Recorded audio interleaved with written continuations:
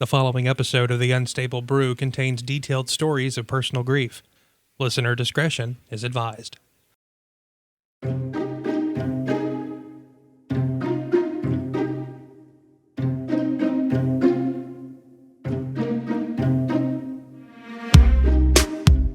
Hello! Welcome back to another episode of The Unstable Brew, where we discuss all things not quite normal, brewing up in our lives, this world, and maybe even beyond. I'm Taylor. And I'm Charity. Let's get brewing. Whoop, whoop. That wasn't as enthusiastic. I think that shows what our level of energy is at today. Yeah, we're both just pretty tired. We're just here. Taylor's over there dying, and I'm just exhausted. I mean, I am dying a little bit. See, the allergies are getting to me. Maybe it's the cold. Allergies, a little bit of a head cold. I'm pretty sure it's a cold. I'm almost confident it's a cold. I always get these around this time of the year. Well, and it's also been like 30 to 20 degrees for the past week, and now it's been pouring rain. Yeah. Yeah, that's not going to be good for anybody. No. And it doesn't help the fact that we have an older house that doesn't have a solid foundation. And so we're having all of the cold air come in from underneath. And because it's an older house that doesn't have a solid foundation, it's shifting, obviously, and settling. So now I'm starting to notice a couple more cracks in the walls. And so I think we're getting a little bit drafty. Yeah. So none of that helps with, how I sound, which hopefully I don't sound bad to our listeners. I don't think so. But in case you're wondering why I sound off, it's because I'm dying a little bit inside. So it's fine. It's completely fine. Maybe if I do just right, I can Daniel will hate this, but there might be a chance that I peak. Because whenever I get like this and my throat gets like this, you're getting squeaky. I get squeaky. Yeah, I've noticed that. It's I cute. Get very squeaky. I hate it. And if this continues, I may not have a voice in the next few days. So, fun times. That's great. Let's get the recording done now before you lose the voice. Yeah. Yeah. It's great to have a hobby that, requires a voice. Shaka. Well, this past weekend, Daniel and I did a little spur of the moment mini vacay. I was very proud of us because it's not something that we typically think about or do. And when we do it, it's typically just like me and him will be out on a date night. And then it's like, well, mom's watching the kid or his parents are watching the kid. So it's like, we'll just stay at a hotel in Dallas. But we actually planned it out. Last Tuesday, literally in the middle of the night, 11:30, Daniel just rolls over and he goes, "You want to go to the cabin this weekend?" And I'm like, heck yeah. So we just immediately, we've got a specific cabin that is owned by a friend of my mom's, old school friend of my mom's. And so I always feel really safe there. We've been there a couple of times with my family, with his family. He went there with the guys that one time. Yeah. So we booked that place and we just went Friday, spent all day Saturday, came back Sunday, and it was just the perfect weekend.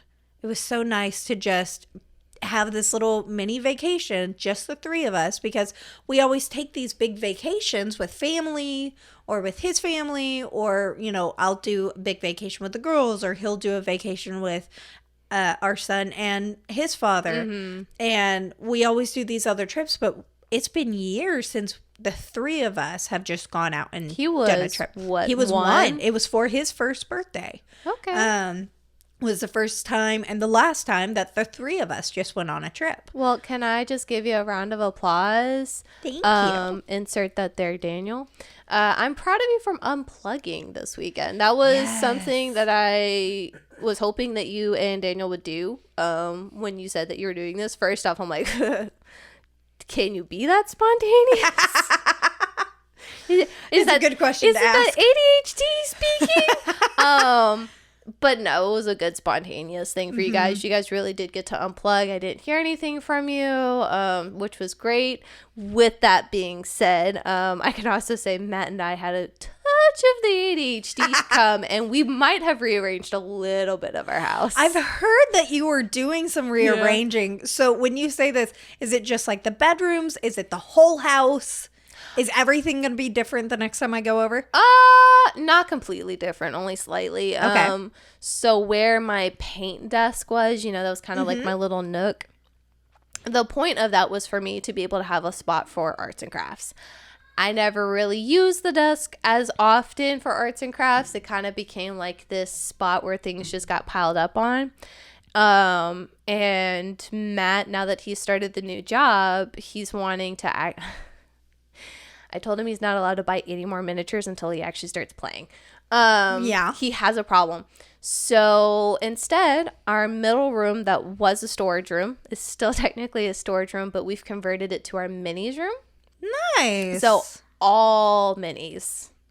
Anything, everything minis related. For basing, for painting, everything. The table is all in our middle bedroom, and we moved my desk in there because that's kind of the painting desk. And so instead, the cubby that my desk was in, I'm actually going to like fully dress it up, and it's going to be like my space. Like, I ordered another 4 cubicle organizer to match the other 2 we have. So we're going to have 2 kind of behind the couch. Going to use that for storage. The bookshelves we kind of cleared because I have an idea of getting some kind of different shelving to where the bottom half have doors. Ooh. We can use it for storage. The top half is kind of more of an open vibe. So then I can move my Ivy over there and she can grow a little bit more freely. And that's where we're going to display the Lego sets. I've already started it. I love this. I eventually want to get a rug, and I want to get a round rug. I don't know if it's going to be moss, sunflower. I don't know. I just want a decent sized round rug, and I want an egg chair. Yes. So, oh my gosh, I love egg chairs. And so I've been looking at the egg chairs, and I don't want one of the like you sit and it doesn't move type egg chairs. I'm talking about I want to get the egg chair that floats and kind of swings in without attaching it to the ceiling. Yeah. I don't want that. So I'm kind of going to turn it into like my like space to where I can like, because I guess it's a sensory thing. Mm-hmm. I love egg chairs. They are a sensory thing. I feel so comfortable. I feel so safe. I feel so relaxed. And one of those, I really want one of those. And eventually I'm trying to start a better habit of taking time. So just making a few changes, and I want to use that space to kind of eventually, in theory, read a little bit more or try to start journaling. Maybe I can attempt to like the whole meditation thing. I don't know. It's a work in progress in that spot, but I'm like determined to turn it into like this little small section is mine. I love that for you though, because I mean, like, even if you're just sitting in there like working on your photographs that you do, like your editing and everything, or you're just on your phone in that spot, either way, like you said, it is a sensory thing because you're kind of tucked away in this little thing that holds you, and you, if you get the one that rocks, it's like it's rocking you for peace. And I plan on just kind of my setup for the shelving is going to be a combination of storage and displaying stuff. Matt got me some shelves for the wall, so like some of my knickknacks have already been moved to those shelves. I kind of want to get a couple more for my knickknacks, and eventually I'm going to get like the rainbow stained glass window clings for that one window over there, just because I really love the natural light in that room, and I think having that one window have rainbow vibes come in that one little corner will be nice. So like in my head it looks amazing. I love this. Can I pull this off in the real world? We shall see. So that's kind of what my weekend turned into. I believe in you. We both had fun, relaxing times in very different ways, but in great ways for each of us. Yeah, I rearranged our bookshelf that was in the living room. It looks so much better. Yes. So much better. Oh, it's so much better. Self-care high five. We're doing it. Yay. That sounded such like a sad We're yay. both like, we're trying our best, but we're dying inside. I think my psychiatrist kind of could pick up. I think she's still trying to figure me out. But I straight up went in there. She's like, how are you doing? I'm like, I'm doing fine. I did bad. She's like, what do you mean? I was like, I started my Vyvanse and then I stopped my Vyvanse because holiday time. And today is day 2 of trying again. So we'll see. I feel like you walked in there with bright pink hair and she's like, Oh, this is going to be fun. I was expecting questions. I was expecting something about my hair because I realized last night that it was a very impulsive thing for me to do. Like it was very different from last time. It was a planned impulsive thing, but it was impulsive nonetheless. So, but no questions. Yeah. Cheers. Yay. In today's episode, we will discuss something a little more personal for people. What is grief? Obviously, grief is the emotion we feel when we lose a loved one, but it is also something we can experience when we leave a long-held job or move away from our hometown. So what happens when grief rears its ugly head? You know, I personally always expected grief to just be like this overwhelming sadness. And I'd always heard of the 5 stages of grief. So you have denial, anger, bargaining, depression, and acceptance. So I assumed that if I felt anything other than sadness, it was probably just those 5 stages kicking in. But I know when I lost my dad, I didn't really feel sad the way that I expected to feel sad when someone loses excuse me. When someone loses a parent, you expect it almost to be like this overwhelming sadness. And I never quite got to that point. And I also didn't feel like I experienced those 5 stages.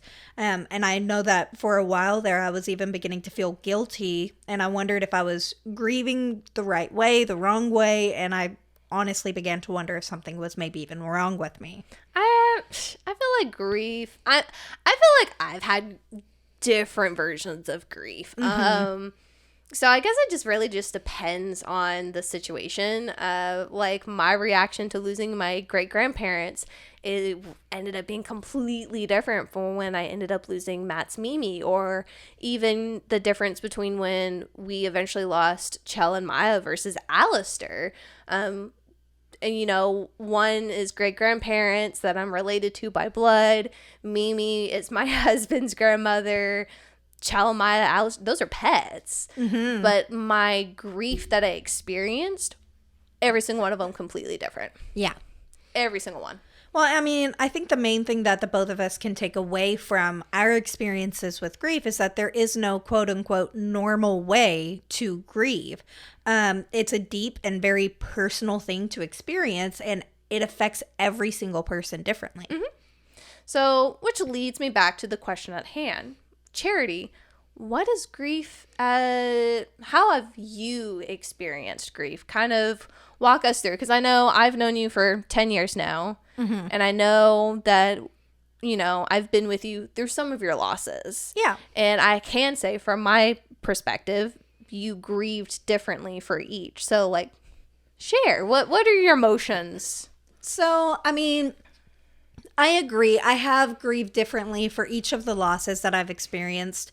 I like to say that I was kind of blessed in the sense that I didn't start really experiencing grief until I left high school. Was more when I started to lose people around me. But the first time that I lost someone very close to me, I was in middle school. It was my great-grandfather. He passed. And I remember when he passed, it was the first funeral that I'd ever went to. And I remember feeling sad. But I also remember kind of disconnecting from that feeling, as well as just kind of disconnecting from the fact that this person that I'd been very close to, I'd learned all these stories from, was suddenly no longer going to be there. Right. I remember, you know, making kind of inappropriate jokes, and I feel so bad about this. And to my cousin out there, I sincerely apologize. At it wasn't the funeral, but at the night, the viewing. Oh, okay. Where you can go in, you can view the body, and just kind of be with everyone that was there. I'd never experienced anything like this, and I didn't understand the feelings that I was feeling or the feelings that everyone else was feeling. And my cousin was very upset because she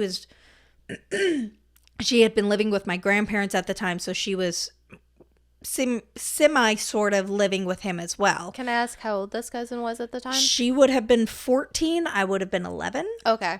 And I remember she was incredibly upset. She was crying. She didn't know if she wanted to look in the casket. And I kind of forced her to look in the casket. Charity.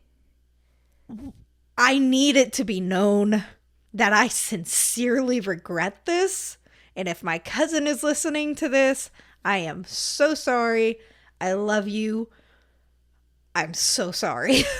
Because I understand as an adult how wrong that was. Yeah. As an 11-year-old who'd never been to a wake before, had no idea Like what to expect. I didn't understand what it was that I was feeling, what the people around me were feeling. I acted very immaturely. But I mean, I can see, looking back on how I acted at that point, kind of the beginning of how I handle my emotions now, where I disconnect, I avoid, I make inappropriate jokes. Oh yeah. Yeah. So again, as a child, you see this kid who is she probably just has no idea how to grieve. And in actuality, I was learning how to grieve, and it wasn't necessarily an appropriate way. Got it. Yeah. So that was kind of like that moment that set in stone, like part of your grieving process is you don't know how to react. So like your first go-to is whatever you think is funny. Exactly. Even if it doesn't necessarily come off as funny for someone else. Yeah. Luckily, as I've gotten older, I've learned how to not do my very first instinct and make a little bit more of a mature response. So what you're saying is there's some intrusive thoughts you just don't listen to. 100%. Which should really scare you, because of the intrusive thoughts that I do let out are not always great. Imagine the ones that don't. Yeah, this is why we're friends. It's fine. Yeah. But later on, I ended up losing my mother's father. We called him Poppy. That one definitely hit me a little bit harder, because at that point I was older, I was married, I understood what grief was. Mm-hmm. This was a much greater connection. Like, I was close with my great-grandfather, but I was young. Right. This is two decades into my life. This was my grandfather, my Poppy. Like, he was there for me. At one point in time, he was like, if you want, if for some reason your dad can't walk you down the aisle, just know that I'll step in. Aww. It was that kind of bond. 100%. Like, I loved my Poppy so much. And when he passed, it was one of those, like, we kind of knew it was coming. Right. And I remember beforehand I had been praying, if God could heal him. He'd had cancer. I was like, that would be great. Okay. Yeah. Now I remember this Yes. Yes. This was rough for you. It was really rough. And I think I'm sorry for interrupting. No, you're fine. From my perspective, not only did it hurt you because he was very special and very important to you, because I've heard you say Poppy a lot. Like, he is that grandparent you talk about often. Yes. Like, I could tell you have a strong bond. But I could also tell that you were concerned for his wife. Yes. Because this is the grandparents that are married, right? Yes. Okay. So you were concerned for her because you were like, she just lost her, like, partner in crime, her love of her life. Like, how is she going to move forward? Huge deal when he passed. He passed just after, like, 3 months after their 49th wedding anniversary. Right. I do remember that. And I remember, I was like, if God could heal him, that would be great. It would show his almighty power, but also Poppy's tired. Yeah. So I was like, if he just needs to go home, just let him go home. Right. So, like, I was okay with the fact that he passed, but it was still really hard. I think I definitely felt that one a lot more than any grief that I had ever experienced up to that point. Mm-hmm. I kind of understood it a little bit better. I remember my brother and I were cracking jokes the night that he passed, just because that was the best way to handle that situation. There's a whole story behind the night when he passed, and I'm not going to get into that. But it was the best way to handle the situation, was when all of us just kind of went out and got drinks immediately after. Do I know this story? Oh, gosh. I'm sure I told you when it happened. I will not be saying this on the podcast because No. Woo! This is gonna. You're gonna have to give me a reminder after this. Yeah, but I'm sure I've told you about it, but it was a lot. But either way, like that grief that I felt, I definitely felt more connected with it. And I remember it was after that, you know, we had just moved into our last house on Lazyberry. And so it was a while back, yeah. And I Wow. remember that was when I was like, okay, I'm just going to refocus my life. And I put my all into my current job. I put my all into looking for a different job because I hated my current job. I started working out heavily. That was the summer that I started running all the time. And suddenly I was like running 5Ks and I was like lifting weights. I was getting up at 4 a.m. to go work out with a group. Like I was getting really back into my fitness. Yeah. I think that was also the summer that I tried to dig a hole in the backyard. Yep. Trying to build a garden that did not work. Yep. Point of the matter is, I threw myself into every project possible. And I don't know if that was me necessarily avoiding how I was feeling at the time, or if it was me just trying to channel it into something productive. Right. But I think that was another way of me to just kind of focus my grief onto something. And So it's kind of interesting to hear your side of things because you mentioned he had cancer. So you as a family knew, like you as a family unit knew his time yeah. was to come. I feel like I can relate to that on a slightly different sense. Oh, yeah? In the sense of my first real experience of grief, I want to say I was probably 16, 17 years old. Now, this is slightly different because this is a sense of grief of the person didn't actually die, Oh. but they did at the same time. And what I mean by that is I was blessed enough to have great grandparents. In fact, my great grandparents got to live until I was actually an adult. Yeah. With my great grandparents, I have a great aunt, and her name was Brenda, and she always lived with them because she was mentally not all there. From how I was told, was she had the mental capacity of a 7-year-old.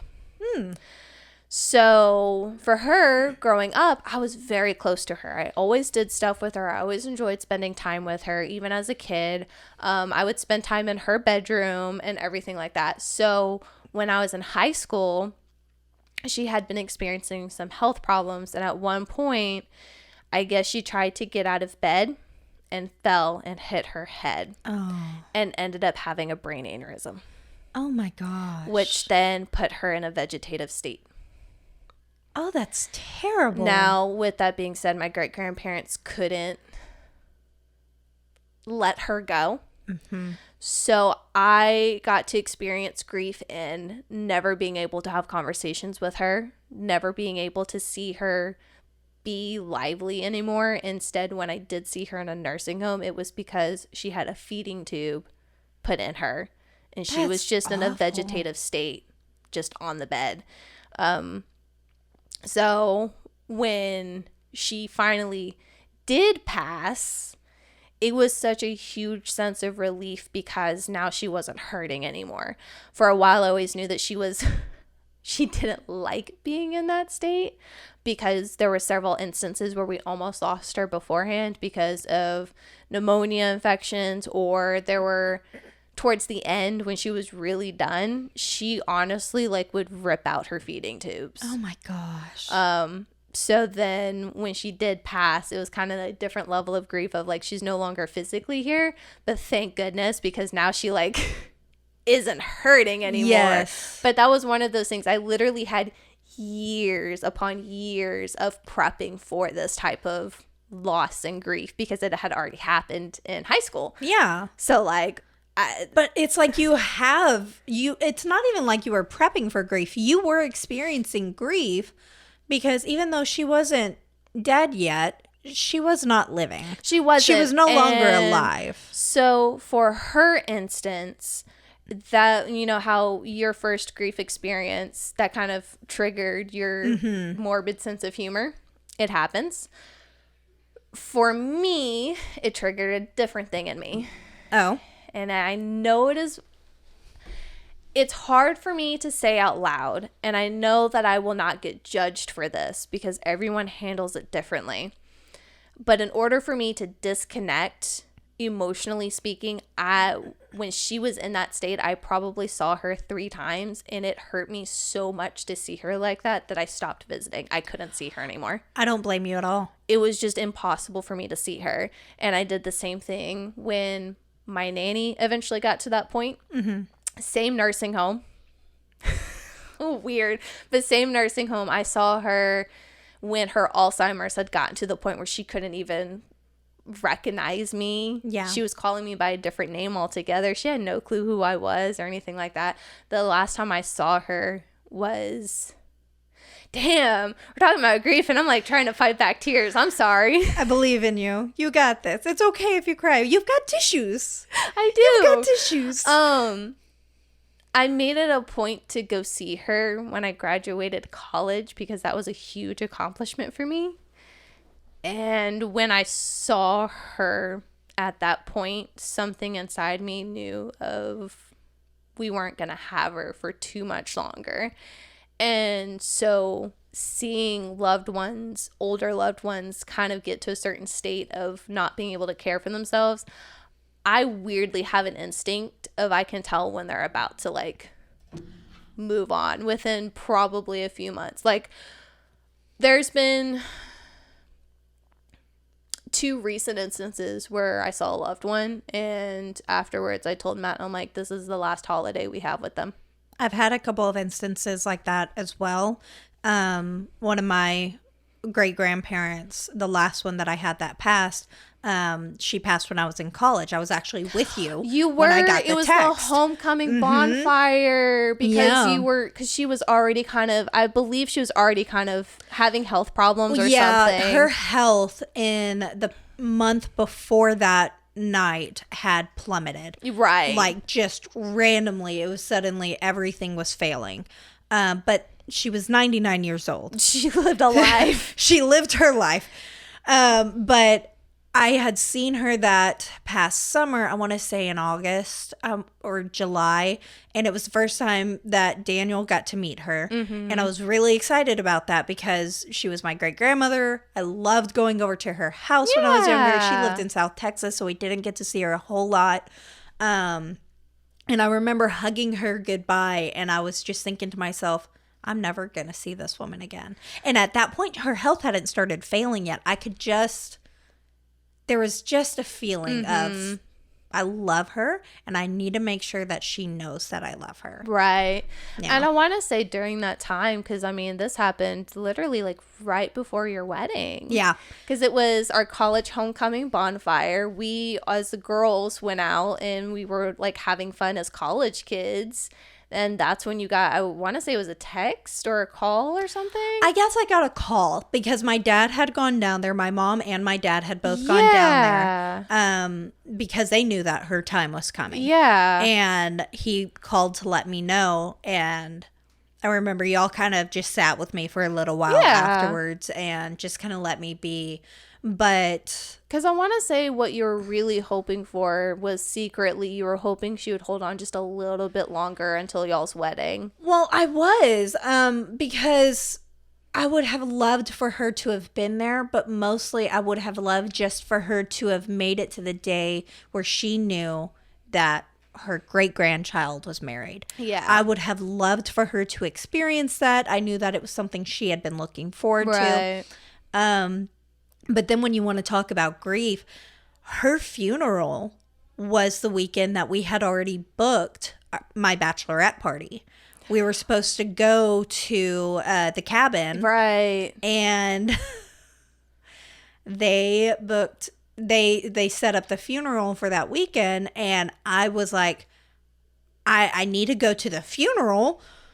But I've paid hundreds of dollars for this trip. And my dad was like, she was a very like laid back, she was the fun great grandmother. And She would've was wanted you. She would have been mad at you for canceling your bachelorette party to go to a funeral. Yeah. She would have been the first one to tell you to go. So he was like, you need to go. And the stories that I heard of that woman. You say that. I'm telling you right now, she would have wanted me to go.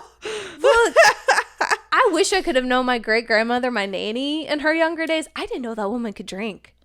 I didn't know that she could drink people under the table. Like, she were talking about, I was informed by my grandmother. I was like, are you serious? There's no way. Because my nanny was a tiny little thing. Uh-huh. Tiny little thing. But she would get a iced tea cup, like, the tall iced tea, Yeah. and it would be full of Jack. Oh my gosh. What?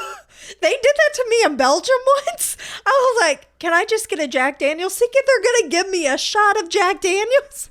They gave me a whole, soda cup worth. And I'm like, how do you expect me to drink this? But it's very interesting because another thing, because you mentioned it, I just mentioned it, for some of our loved ones that we're no longer with us, it's weird to know that we hear some wild stories of this person that we viewed him in one light, and then we Yes. hear these stories and we're like, wait, what? No, it was, I could divert, but I'm not gonna. We need to do a whole episode just on family stories, because the stories we both could tell. Oh, there's a lot. But jeez Louise. But anyways, the last story that I wanted to kind of get into, which I'm sure most of our audience by now has been kind of waiting for, is my dad. Yes. Because it was the biggest moment of grief as well as the most recent moment of grief for me. So with my dad, I kind of mentioned it earlier, I didn't grieve in the way that I expected to grieve for him. And with his health having been the way that it was for the past 10 years, it sounds morbid to think about, but I often kind of thought to myself, how am I going to respond when I finally get that call? Yeah. Or, when this day finally comes, if I'm there, how am I going to respond?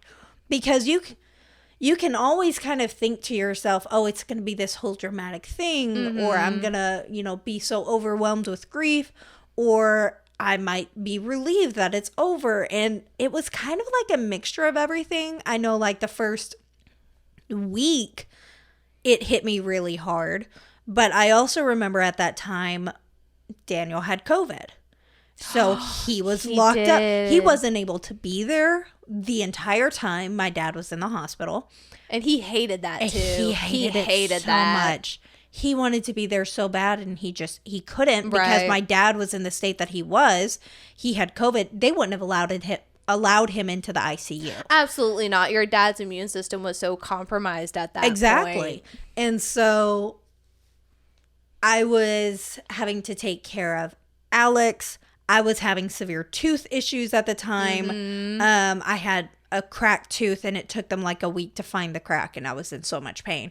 So I had that. I had Alex. I had my husband, who I was also trying to take care of, and I felt like my focus was very split, so I didn't really have time to just feel the loss. Yeah. And then I was helping to plan for the memorial service. So then when everything finally passed, and, my husband's back, I'm feeling better, the memorial service is over, I'm kind of like, well, now I don't really feel like I can grieve, because that was kind of the moment where everyone was asking me, how are you doing, or giving condolences, and now everyone's kind of past that. I was like, well, maybe I'm just supposed to move on now.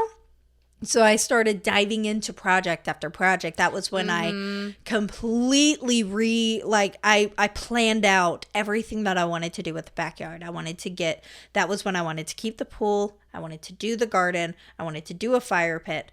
Yes, ma'am. I'm starting to notice a pattern with your grieving. Yeah, you think? Because it was a lot. I was doing that. I completely reorganized the kitchen. I bought all new containers so that way I could organize something. I made a remembrance book, or I don't remember the actual name of it, but basically when my dad passed, despite his health having been what it was for the past 10 years. He had no will. He had stated nothing. Oh, yeah. I do remember you talking about that. I'm so sorry for interrupting No, you. You you're just fine. made me realize that you ended up having like a whole thing where you decided to start writing letters and like putting together a will. Like I was a 20-something-year-old woman, like because of this Yeah. loss, you were thinking of like It what put would everything happen into if perspective. what would happen to like if this for Alex. And it was just so weird as a person from the outside to see a friend that all I wanted to do was like, let me hug you and help, but I don't know if this is going to work, so I'm just gonna let you do your thing, but I'm here for you. Yeah. It was a weird time to watch from the outside looking in. I can't even imagine what things must have looked like from the outside, because things from the inside were just scattered. I don't remember much actually about how I felt at that time. I just remember wanting to focus on everything. And I mean, like you said, I was putting together, and I've still got it, the book that has where I want to be buried, what songs I want played at my funeral, who's supposed to take over my socials. Like, I got really in depth because when my dad passed, he had nothing. The only thing that we knew he wanted, He didn't want to be buried. he did not want to be buried. He said, I've felt like I've been in a box the past 20 years of my life, because he basically was bedridden. And he's like, I don't want to spend the rest of eternity in a box, which That's is why fair. we turned him into rocks. He would have liked that anyway. He would have loved it.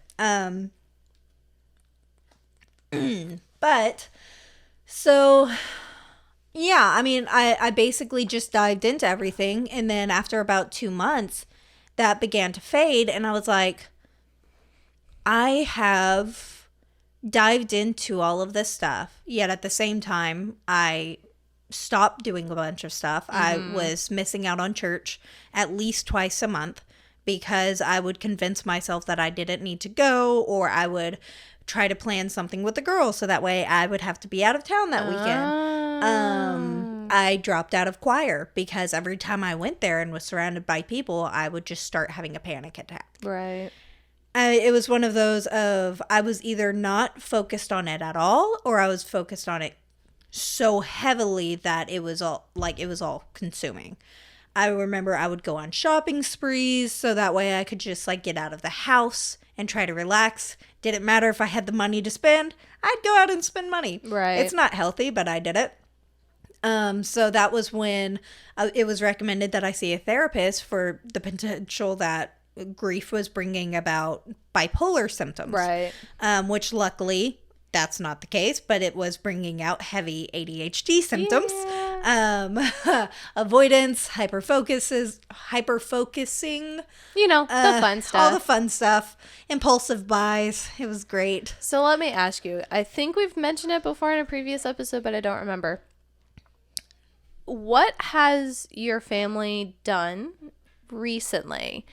Because I know that we hit the 1-year anniversary of your dad passing, and we've recently hit his birthday. His birthday was yesterday. First for you guys. How is the family doing with that? It's because like my mom, she's going through so much right now with her house having flooded, and her car having been totaled, and her dog having been broken. He's fine now. He's fine now. It was so much when it came up to the 1-year anniversary that like we had dinner and we did his recipe for chicken parmesan. That was Right. his thing, 'Kay. which my brother cooked. And it was a fun night. We just all got together and kind of spent time together. But other than that, we haven't really done much. Okay. Now, that being said, out of the blue, completely random, this past weekend, my son was, or not this past weekend, when was it? Last night. He was at my mom's house because we were at choir. And he just looked at her and he goes, what was Papa's favorite color? Like, they hadn't been discussing Papa. They were discussing colors, but they had not been discussing Papa's. And I often wonder how much he actually remembers Papa, or if he just says, yeah, because we bring him up. Right. But the fact that he asked about him Yeah. on his birthday to my mom kind of broke her a little bit. it was happy tears, but she was crying. Yeah, it was one of those moments that catch you when a toddler catches you off guard in such a way you weren't expecting. They're very good at that. I like to think that in that moment, your dad had come to see Alex, and that's what caused Alex. Because littles are way more sensitive to that kind of stuff, just letting you know. So it's not completely far-fetched. I would just take it, I personally would take it this way, take it however you feel comfortable with. But whenever he randomly brings up stuff like that about your dad, I like to think that it's your dad checking in. It's like his way of going, I'm okay. Yeah. And Alex is kind of getting to see him every so often. I don't know if that's true, but I like to think that. It makes me feel better. I will say, going off of that, his best friend, who was his arrowhead hunting buddy. Yes. He went out hunting about 2 weeks ago. It might have been around the 1-year anniversary of his passing. And he went out to their favorite hunting spot. Right. And it was the last place that he had taken my dad. And he tossed one rock into the river that they always went at. Aww. And he left one rock at the tree that my dad was leaning against the last time they went, which is so sweet. Aww. We're not going to get into it too much. But I enjoy seeing how you guys have been processing this grief. It's a unique perspective from my side because I still have both of my parents, and so far they're going to stick around. But what happened was, the night before he did this, he had a dream that he was there at the river with my dad. And my dad jumped off of this, like, embankment, I guess, and landed in the riverbed below, and then looked up at him and said, that wasn't too bad. It was kind of fun. And it was the exact same place where Lewis then tossed him out the next day, and it kind of hit him of, oh gosh, he was telling me he was enjoying it. It's a very bittersweet kind of moment. Yeah. But it was very sweet. I enjoy hearing stuff like that because everyone grieves differently. Your dad's been scattered a few different places. He is in all of his favorite places he ever wanted to go. So that's pretty beautiful to see. I still don't know what I'm going to do about Alistair. Keep him with you, scatter him in the wind, turn him into a necklace. Do it all. Well, I already have his nose print on me. There you go. So there's a start. I'm pretty positive that eventually I want to get him turned into a piece of jewelry, but I think I'm going to wait until Katana passes so then I can have them together. I love that idea. Oh my gosh, please do that. So because they were like the duo. Yeah. Oh, I love that. Which brings me to my point. I'm so sorry for like diverting this conversation from you. But you know, you had your loss a year ago with your dad. Mm-hmm. And that is a parental loss. And you experience the grief differently. You're still kind of processing that grief with the humor that you make with throwing him places. Apparently he likes it, you know, to each their own. I'm not going to judge. It is what it is. But I can say that I experienced a loss pretty recently myself, since we're going to talk about recent ones. And it's not a human loss. It's a pet loss. But pet losses can feel just as deep. They can. So in the 13 years that Matt and I have been together, we have had a total of 4 pets. Well, 4 or 5, now 6 pets. Yeah. Gotta add the cats. But we've had several pets. Since then, we've had several pets pass during that time. One of them being Matt's childhood dog, Pepper. He passed away about literally a week after we had gotten Alistair. I forgot about Pepper. We actually adopted Alistair and brought Alistair over probably a few days after we adopted him, so that way he could meet Pepper. And I think that was Pepper's way of like, he knew that Matt was taken care of. He knew that Matt was taken care of, and he knew that Katana was taken care of. Because even though he was a grouchy old man, I'm pretty sure he secretly loved Katana. Truthfully. So that was sudden. And then Chell and Maya, they're ferrets. And there was something about the fact that ferrets only live for an average of 7 to 8 years. When Chell and Maya both passed at their respective times, they had reached that lifespan. The other crappy part is ferrets can have really awful diseases. So their passing was a little traumatic. Katana had a tumor that eventually suffocated her. Or not Katana, Chell. Oh my gosh. No, Katana. Oh gosh. My baby. Chell had a tumor that eventually suffocated her. And then Maya pretty much had like ferret diabetes. There's nothing you can really do about it. And the day after Christmas, she woke us up having severe seizures. So we had to drive her to Rockwall to help her. So those were hit a little bit differently because it was almost like it was expected. But I still remember, like, you still took it pretty hard. Oh, yeah. You took some time to yourself for a few weeks. We buried Pepper, Chell, and Maya all underneath the same tree, which is also slightly heartbreaking. Another sense of grief and loss, because we no longer have access to that house. Yeah. That house was sold to a relative, and there's a whole bunch of family drama associated with that. Basically, not having access to that house anymore.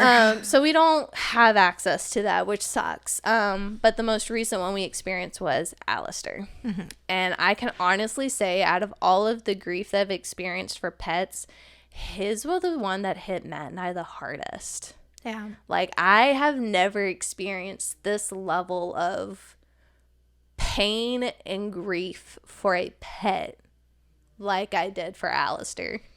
Yeah. He was my baby boy.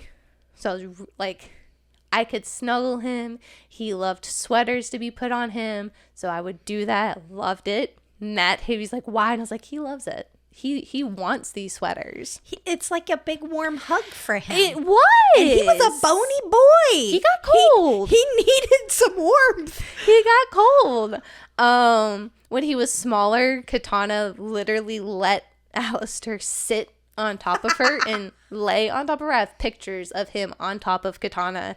And she let him do that for probably a good solid year until he was too big for that. And she was like, all right, we're done with this. I remember that. So he was everything to Matt and I. He was our son. He kind of completed our household at that time. His passing was very unexpected. It was very traumatic, very sudden. It was incredibly sudden. So Matt and I always talked, we would always look at Alistair and be like, what are you going to do when Katana passes? Because Katana is older than Alistair by roughly 3 years. So we never, ever considered the thought of it being reversed. Which adds a layer of grief within itself. It does, because you're never prepared for it. Yeah. Never prepared for it. I always said, we need to get Katana's footprint because I'm going to get that tattooed on me. I always assumed she was going to go first. Alistair, on the other hand, he woke up perfectly fine. He went outside perfectly fine. And as soon as he came into the house, that's kind of like where a light switch flipped and it was just downhill from there. Yeah. Matt took him to the vet and then he had to call me to tell me that things weren't looking that great. They had actually found a mass near his heart and his lungs were filled with fluid. So they were like, well, you need to go to a specialist in Dallas to see if they can do something. And so that's what we did. I called you because I was like, I feel like this is going to be it. I don't know what to do. I'm panicking. I could tell that Matt was trying to keep his cool the best he could, but this was a lot for us. But we were both pretty much in anticipation, like, he's not coming home. Yeah. Like, Kelly even came to the house so she could get one final goodbye. I remember that. Get to the specialist. They pretty much tell us that while they could remove the fluid from his lungs, there's no telling how fast his lungs were filling up. We could have him for the weekend at best. At worst, he would pass in the night. So we made the decision of, what's the point of prolonging his pain for our comfort? That's not fair. That's not fair to him. So we made the choice of, letting him go. That was really hard. I love you. And giving you air hugs. I know. And I'm sorry. You're fine. Wow, I'm still grieving. Grieving never goes away. It really doesn't. It's always there. But yeah, we sat with him. I made sure his favorite blanket that he liked to lay on was with us. I was like, we have to bring this. He has to have a piece of home with him. So that's what we did. We took his harness off of him and we just laid with him when they administered everything, and we were with him until the very end. I made it a point I was going to be the last person he saw. I was adamant of that. So that was another first for me. I'd never actually seen the light leave the eyes. Yeah. But we brought him home that night. I know that's weird to say, but we brought him home. And we called our vet the next day and we asked if they knew anyone who could cremate him for us. And they were super kind because we were over here going like, what are we going to do? They don't open they won't open until Monday. Mm-hmm. And I just offhanded messaged them hoping that like a technician would see it and would make a special case for us. And for our better luck, someone was there that Saturday. So we were able to drop him off that morning, and I ended up making a strange request of like, can I get his paw print or his nose print? And she's like, I don't know about nose print, but you'll get like a paw print. And the way she talked, I thought it was going to be a stamp at first, but then the way I listened, I was like, oh, it's going to be ceramic. There's no way I can get that tattooed. Yeah. But I'd made a comment that I wanted to get a piece of him tattooed on me. So she was super nice and got 2 nose prints for me, and I have his nose print forever tattooed on my ribs next to my heart per the request of my husband, because I asked him where to put it. Like the night before I did this, I was like, I have no idea where this is gonna go. You suggest. And he's like, how about your ribs? And I went, I'm 4 tattoos in. Why not? I mean, honestly, at this point, you've got the showpieces. This is one that just means a lot to you personally. Yeah. Put it somewhere where it's going to be very personal to you. Yeah. I love that. One of the first things I can say that hit Matt and I really, really hard, like Matt doesn't cry. Let me say that first and foremost. Yeah. My husband does not cry whatsoever. I have never seen him cry. In the 13 years we were together, this was the first time where I saw him devastated. Like, that's how bad it was for us. When we finally got home, it was super late. The first thing we noticed was just how quiet it was. Yeah, because Alistair was he barked. He was a barker. If he was heard a loud dog. If he heard a noise outside, he was going to be at his window looking out, barking like he was going to defend the home. But if you walked in, he was like, no, we're good. Keep your distance. So when we realized when we came home, just the overwhelming silence was kind of another moment of like, yeah, this is real. So we spent the entire weekend grieving. We cried. I was pretty much depressed. I was like, I just want to lay on the couch. I don't want to do anything. The fact that I got out of bed was an accomplishment. And then come to find out that this was probably one of those inevitable moments for Alistair. He had parvo as a puppy. Yeah. And dogs who experience parvo as puppies, especially as severe as his litter did, it's pretty common for them to eventually have cancer, and it's pretty common for the what we experienced. Yeah. You could be aware of the parvo, you could be aware that this is a medical problem, and you could be super diligent and regularly get him checked out, and it could just happen on a fly. It could have happened within the past few months before it was caught. It could have happened a year ago, because a year ago he was kind of having some health problems, losing weight. I do remember getting bald. that. We thought it was his thyroids, and now we're like, well, maybe his thyroids were indicating that he actually probably had cancer, and just no one ever considered to catch it. Yeah. Until it was too late. So obviously I'm still grieving. He passed away in September, so I haven't even hit that year mark. It's still a pretty fresh wound, but well, it'll take a long time to grieve. I mean, I still think about my childhood pet constantly. Like, it was just the first pet that I ever felt this level of just pain because, like, Yeah. he was a character. He was 100% a part of your family, and I don't think people that are not animal people can truly understand how much they can become a part of your family and how that grief can affect you when they're gone. Well, you mentioned that when it comes to people who aren't pets, Clay, our friend Clay, came over to our house this weekend. And he made a comment. He was like, I'm not a really big pet person. I don't really understand the whole animal thing because it wasn't common in his house. Mm-hmm. And his girlfriend's kind of causing him to warm up to that. He said that Alistair's passing got him harder than he thought it would. He was not. He was around a lot with Alistair. Yeah, he wasn't expecting Alistair's passing to kind of hit him the way that it did. So it was kind of a shock. But that was one of the first things, too, I thought about. I was like, oh, my God, all of our friends. Like, Alistair's been in our life for, like, 8 years That at this dog was point. a character for everyone. Like, I just didn't understand or know what to expect from my friends who, like, now this family member of ours just isn't there anymore. And now it's just Katana. And how we grieved is we let 2 black cats in our house and never kicked them out.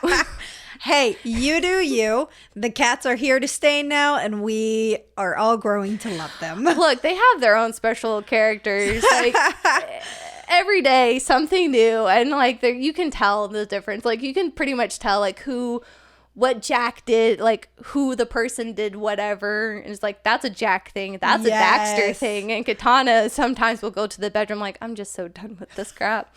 So I did have a question though, because you had mentioned that it was the first time you had really seen Matt hit hard. I do know also on your list is Mimi's passing. Yeah. I'm sure he was also hit hard by that though. But I know like it was kind of different. How would that have affected him? Because Mimi was his grandmother. So he's lost both of his grandmothers at this point.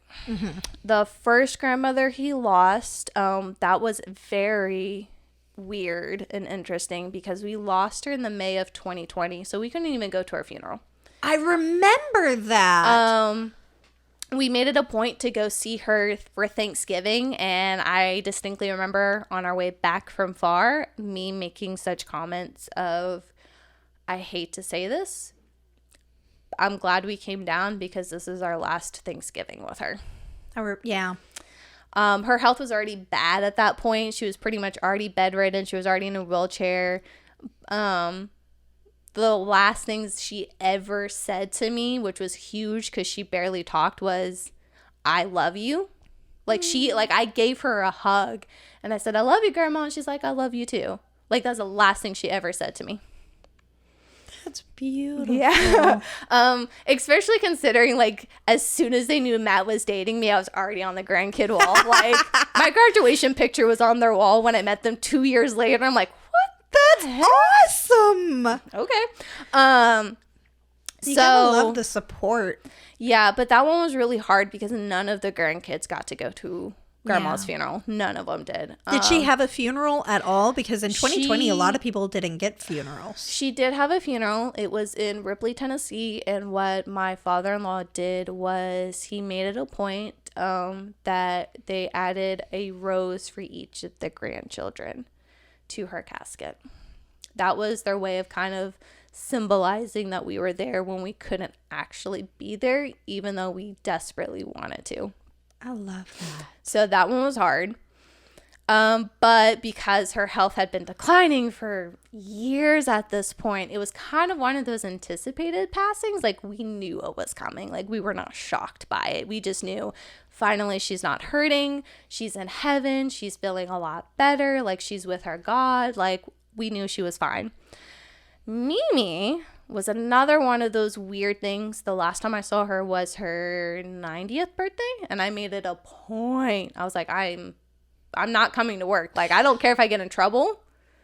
I am going to be there for Mimi's birthday because she was already in and out of nursing homes, kind of dealing with sickness. Like, her health was declining too at that point. I had forgotten that she had moved out because she was living with Matt's mom for ever. Yeah. And I'd forgotten that she had moved out before she passed. Yeah, she was pretty much forced to go into nursing homes because her health had reached to the point that Kelly was not able to care for her the way that she wanted to care for Mimi. So that was another one of those weird things of like, technically speaking, we knew the day would come. The other thing was Matt almost didn't come home that weekend, but something in him told him that he needed to make this trip. Yeah. And thank goodness he did, because I had to work that Saturday. I was opening that Saturday.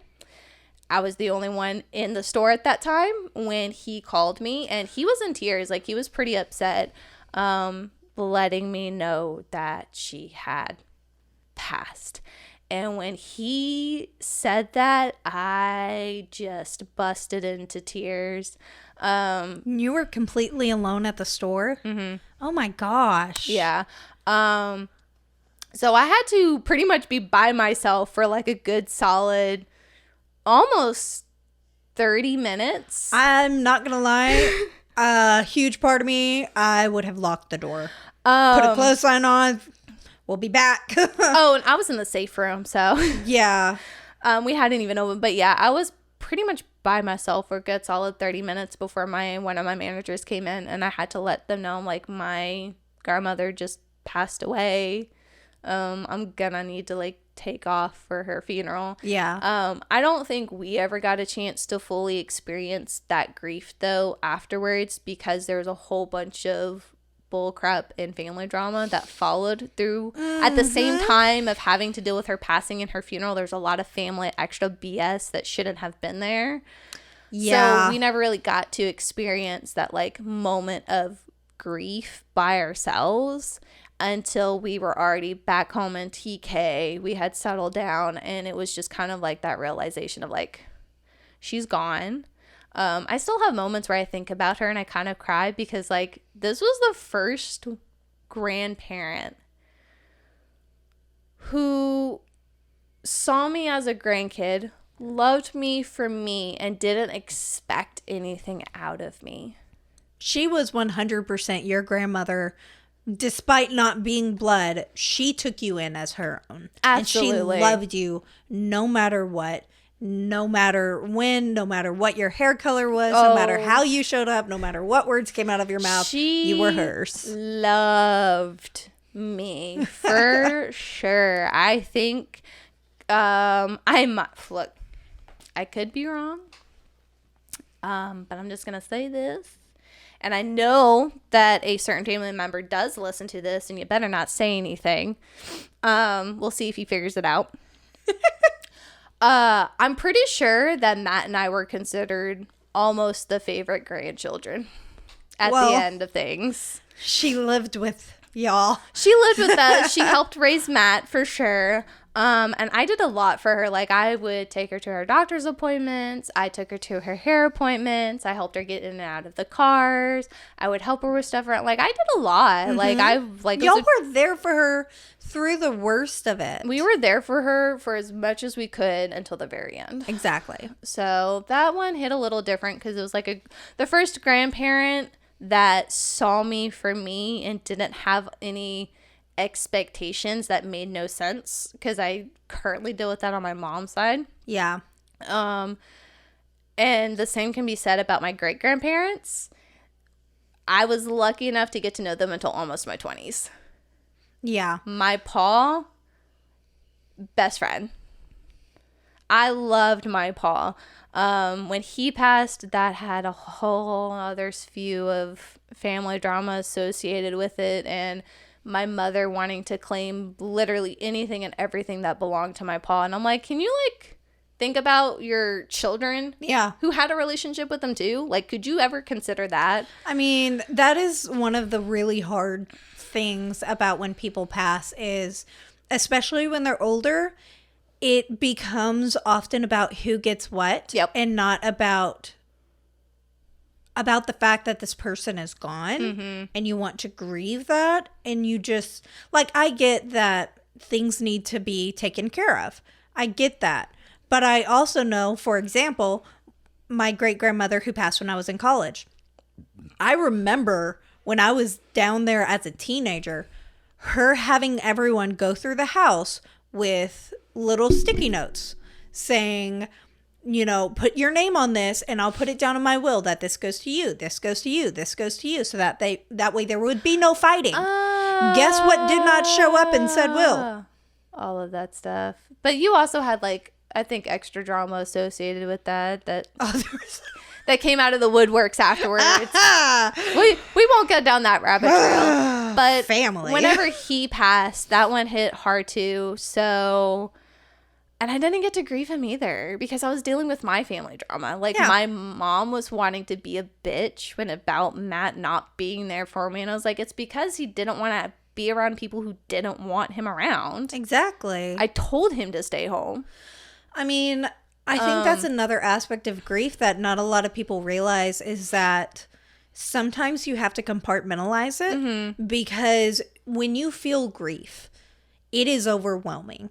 It is such a deep and powerful emotion that if there are other things going on, like family drama, like finances that are going crazy that need to be taken care of because this person just passed and it has to be taken care of right now. When all of this stuff starts piling up, you sometimes have to put grief on a pedal stool over here so that way you can focus.